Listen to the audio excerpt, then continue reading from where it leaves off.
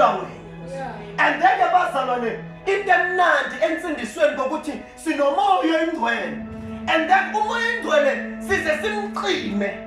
Abekho abantu abadangerous njengabantu abakwazi ukuthi noma umoya ingcwele ekhuluma kubo eqhubeke. Mina ngithi kunezinto engiyithandayo amafoni. Kunezinto esizenzayo ngalamafoni lezi ezithatha ipresent kaNkulunkulu zilahlelele kuthina. Amen. And then into ezokumangaza ukuthi lento lena igcina ikhipha ubuwena bakho. Ungasinjongo yokuthi ikhipha ubuwena bakho. Ukhona umfana? Amen. Ukwenza isono bazalwane. Ngiyazi nami ngihlala sonke.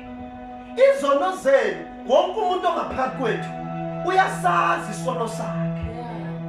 Ase uthi yini isono sakho? Awuze seduze yini isono sakho?